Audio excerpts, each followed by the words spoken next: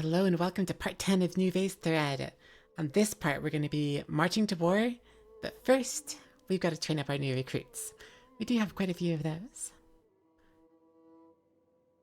The beautiful sights of Skinner's Realm. Empty deserts, large groups of enemies, the Holy Nation patrols.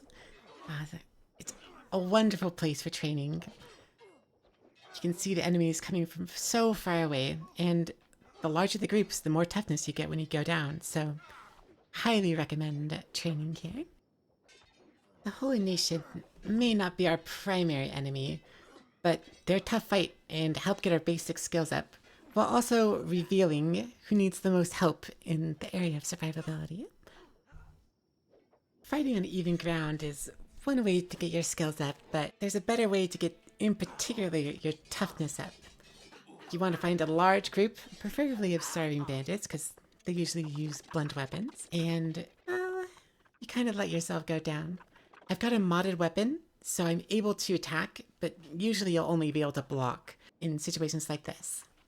But once you do go down, which if you're just blocking, eventually you will, you want to spam right click in order to get the maximum amount of toughness. Every time you try to get up while you're down is a little bit more XP, so spam that click button as much as you can. A few IRL hours later, we have made our way to Xander's hideout. I expected a big fight, but, well, this was kind of disappointing. I hope you didn't blink. These guys were pushovers. A few hops and skips later, we've made our way over to the lagoon, which is, in my opinion, the safest place in Kenshi, so my favorite for sure.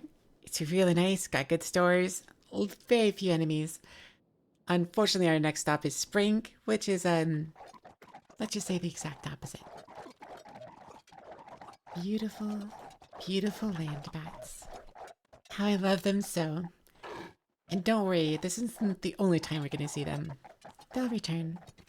Oh, will they return?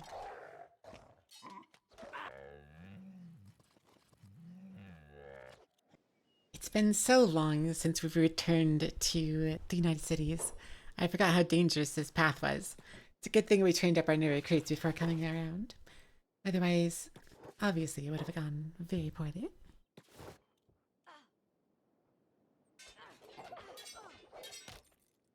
Skeleton bandits are some of my favorite enemies in Kenshi. Good sense of humor, fun, and also very tough, challenging enemies to fight.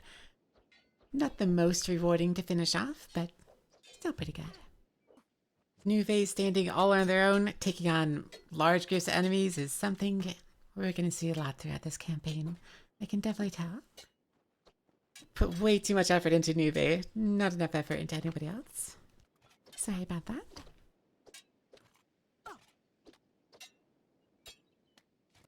It's time for the downside of having to accept every single slave that wants to join you. Oh boy, let's just hope they survive a couple fights. Please, let them survive. We've finally reached our first United Cities outpost. However, I did this part live, so time to let me take it over. Okay, here we go. Yeah, they're so strong. Okay. We want our strongest warriors on this. Everyone else stay a little bit back. These guys are just far too tough.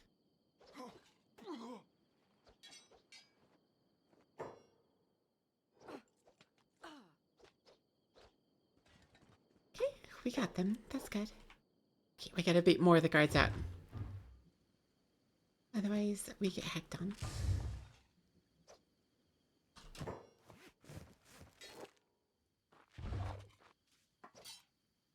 Okay, run away, run away. There we go. One guard at a time. We'll take out this building. One guard at a time.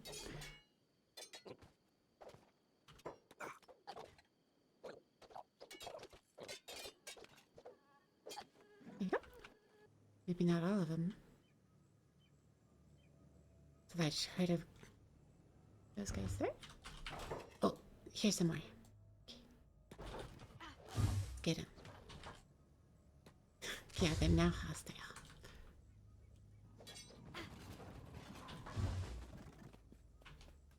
Let's make sure we take all these guys off ranged. Otherwise they're going to be just hopping on the harpoon guns all the time, which is obviously not what we want.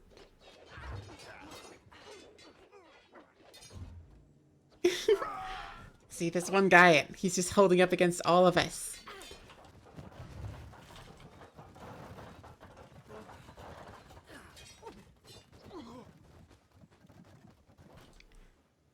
Alright, we successfully took out the first outpost, but it was kind of a weak one. Not a lot of guards, not a lot of loot. Nothing for us to gain. Let's see if this one's any better for us. Alright, here we go.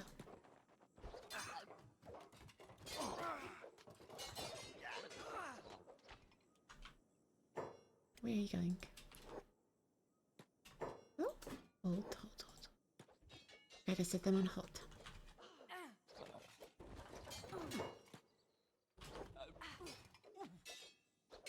We'll just hold.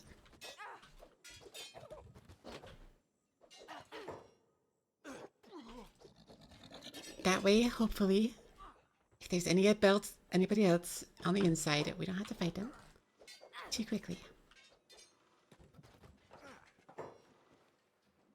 Oh, skeleton sultan. Sounds dangerous. And they're decently skilled.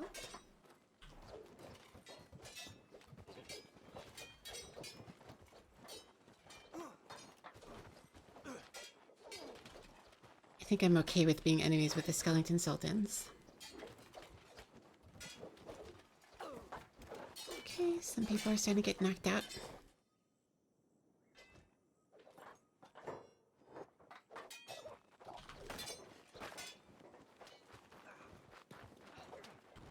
So help our teammates out. Yeah, skeleton sultans are the big bads of this area at least. Oh. Taking too many losses.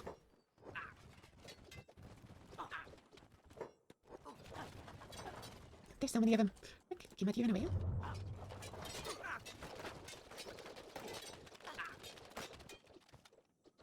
Oof, this guy has 75 attack. Very poor defense though. Oh, it's another skeleton sultan. Makes sense. And another one. Jeez, so many strong people here. Luckily the arrows do not damage to us, otherwise we get completely hacked up. Skeleton sultan's back up. Come on, Nuevay, you've got this. Just like a freaking meat grinder. That is what it is. Nuevay is a meat grinder. Intermeter. Skeleton sultans come first. They're dangerous threats. Why? No. Okay, they just look scary. They're not actually scary. Yeah, they're not actually scary. That's good. Oh, someone attacked mud. That's just weird. Oof. That was pretty rough. After that resounding defeat, I tried a couple more times with different United States outposts across the border, but same luck everywhere, basically. Getting our ass handed to us, we're just not strong enough. Got very lucky with the first outpost and being able to cheese it and see if we can find any ruins for us to loot. We're gonna make an outpost and gonna do it right. Gonna get a bunch of books, bunch of research, bunch of building materials as well. More supplies for us. Let's see how this goes. Reavers should be a lot easier than the United Cities at the very least. We could still easily get hacked up though.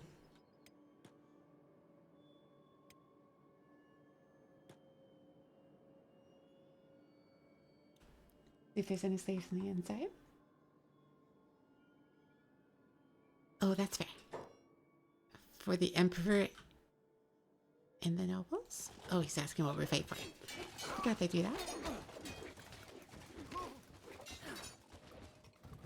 Should be a lot easier over time, hopefully.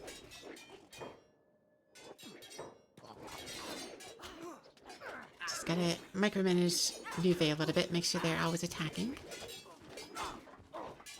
Take out the weaklings.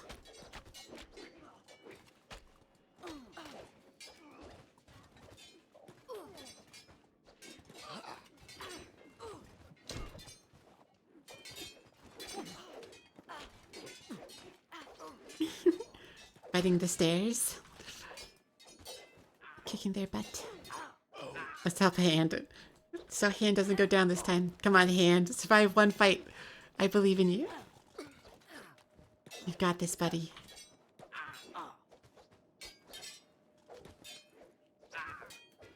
Okay. Hand's still up. Maybe we'll get another Reaver Slave to join our side. Congratulations, Hand. I'm calling it now. You've successfully survived your first fight. I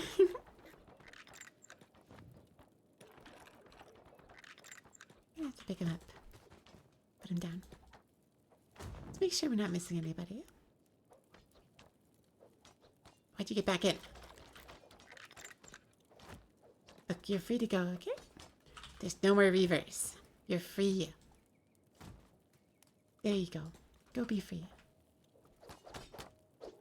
No. No. I will not allow it. Freedom is not a choice. You will be free. Generally speaking, you can make way better weapons and armor than you can find in Kenshi.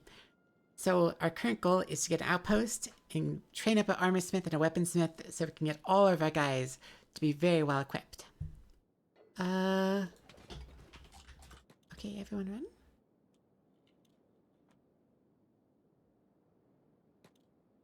Make them fight the skeletons first.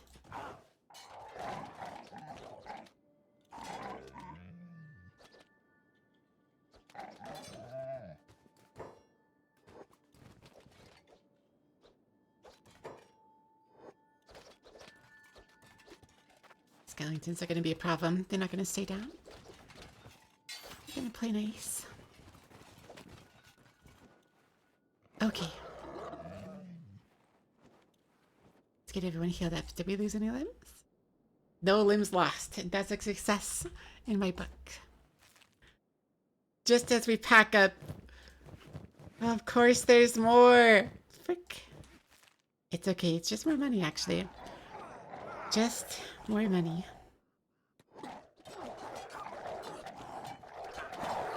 More money, more practice. Run, Mud. Go, Mud, go. Run, Mud. Don't stop. Hey, yeah, hack him up. Go, Mud, go. Ooh, it's actually down to just Nuevay. Hopefully Nuevay's got this. It looks like they have this. That's good. Alright, kept Mud alive. That's what matters. Severed mech hive. Oh, Slant lost it. Rick, rest in peace, Slant. Well, yeah. It's just never ending. Get me out of this place. Holy. Ah, there goes the lag.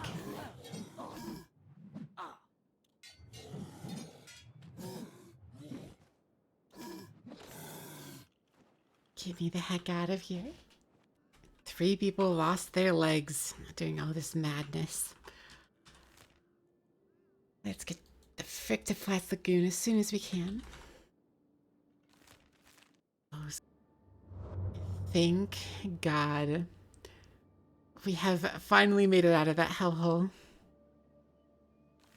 Take me home to Flats Lagoon. Kenshi Roads. I have a very important question for you. Do you have any idea how armor works in Kenshi? If you said yes, you can ignore this part. If you said no, you should definitely watch though. So, to be able to understand our effective armor coverage, we'll need to know the chance to hit each limb individually and the chance to hit the armor if it hits that limb. And multiply the two together should give us the probability of hitting the armor. So, Nuevay, our primary character, is a Shek, which means they have these probabilities of hitting each and every limb on their body. Notable exception of the right arm being a bit lower. I assume because they, like, the right arm is like your weapon arm, which is a cool little detail, to be honest. At 9.09% compared to 12.12 for the left arm. So our first armor has a blunt resist of 12% a cut resist of 19, and a cut resistant efficiency of 60%. If you multiply these two numbers again, it's really a cut resistance of 11.4. You just kind of multiply them and you get the true number. It's got 20% head coverage, 80% left arm and 100% right arm coverage, 100% chest and stomach, and 60% for both of the legs.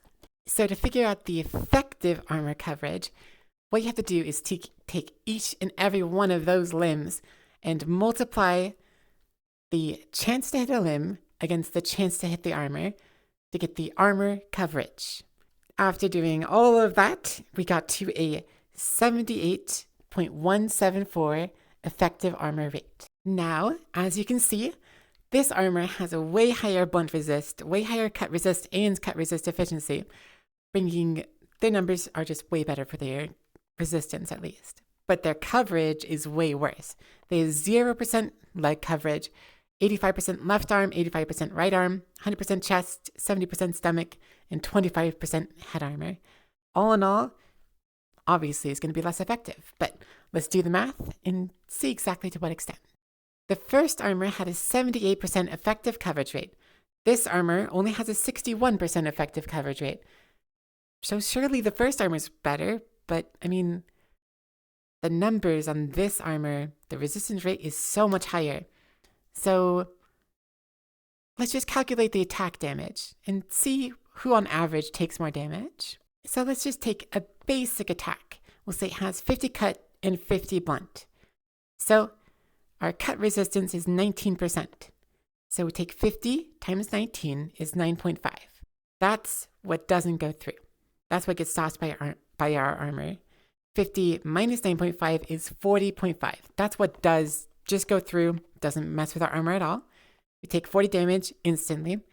And then 9.5 times 0.4, which is what doesn't get affected by a cut resistance deficiency, what is left over, is 3.8. 3.8 blunt damage, which is not cutting damage, so it won't do bleed to us at least. But 40.5 cut damage will do bleed to us, meaning we take a total of 44.3 damage from the cut damage. Now, luckily, the blunt damage is way easier. You take 50 times 0.12. 12% is our blunt resistance efficiency, is 6. 6 minus 50 is 44. That's what you have left over. But we can't really just take those numbers because there's a chance every time we get hit, it won't hit our effective armor rate. So in order to find some kind of average, what we're going to have to do is take our effective armor rate and multiply it by the damage values we want to take. This is if it hits our armor, what we'll take. This is if it doesn't hit our armor. And then we multiply it by our effective armor rate. And we add those two numbers together and divide by 2, giving us an average of 73.6 damage for the first armor set. So I'll go into a little bit more detail this time. So first, what we want to do is take the 50 cut damage and then multiply it by our cut resistance modifier. That gives us 35. That's what's stopped straight up by our armor. You minus 50, the original amount of damage, and you get 15 left over. That's what just goes through, not stopped by our armor at all. We take 15 damage instantly. 35 is what hits our armor. 80% of it is completely destroyed by our cut resistance efficiency, whereas 0.2 or 20% is left over, which is 7 of 35, meaning we take 22 damage from the cut. We also take 22 from blunt, which is way easier to calculate. So as we did last time, you take the two numbers, 44 times the effective armor rate, 100 times the effective armor rate. You add those two numbers together, you divide by 2, and we have an average damage per hit of 44.5. Which means that overall, the second armor is way better than the first. Even though it has less coverage, its resistance stats are just way higher, and they make up for it. So, in general, it's a lot better to have an armor piece that focuses in small areas, but with big resistance numbers, than to have an armor piece that has a lot of coverage, but small resistance numbers. And to top it all off, multiple pieces of armor can work on the same limb. So as I was showing before, we had armor pieces that worked on the head, they worked on the legs, obviously this shirt, and the boots as well. So let's say we had 20 damage hit the head.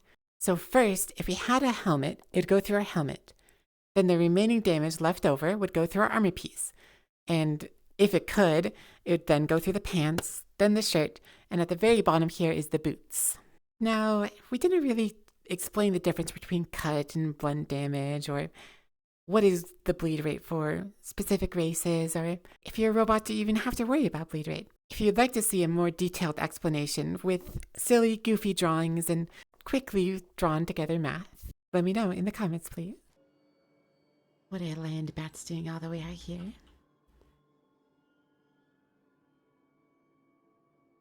But four land bats? What happened to your massive armies, huh? What happened to them? You've fallen off, land bats, and you will pay the ultimate price. Unsatisfying death. Slave traders. This seems too big for us to handle right now. But we have a new mission. This is way closer than any of the other slave traders, so gonna hack them up for sure. Maybe I'll have good loot in here, though.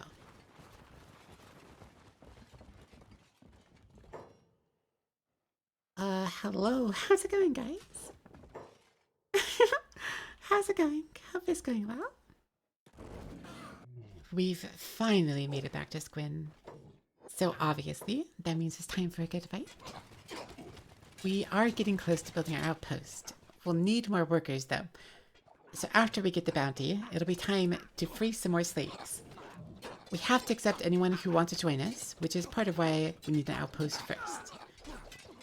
We will have a ton of mouths to feed and a ton of people to keep busy.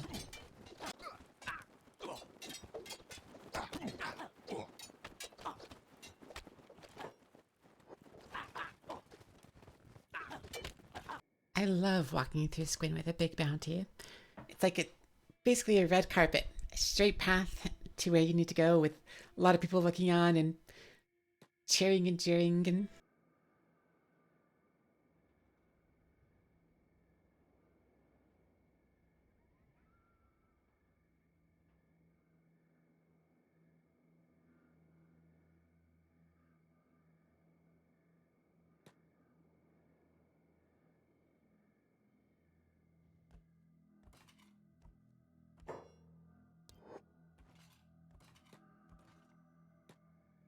After taking out a few roaming bands of slavers, got a few more recruits, and searched around Shem for a little bit, eventually found a pretty good location to settle down.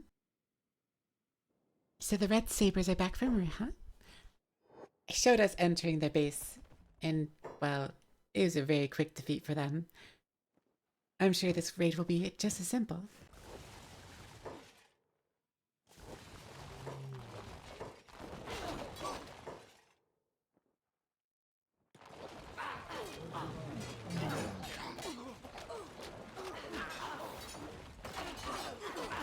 Okay, two groups at the same time, you know? It could be worse, it could be worse. I'm sure we'll be fine. And it's some white eyebrows. I have no clue who those are. They're probably very weak. Well, you know, as in a lot of these fights, Nuevay is the last one again. I fear there might be a few too many enemies this time for them to handle, though. Let's see how it goes.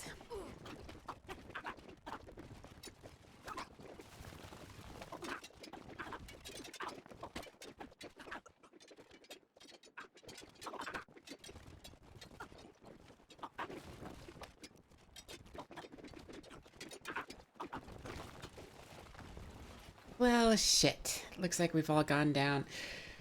The most we can hope for is that they leave and no one dies. Well, after going down, getting up, going down, getting up, fighting over and over, eventually we were able to finish them off. Thank God.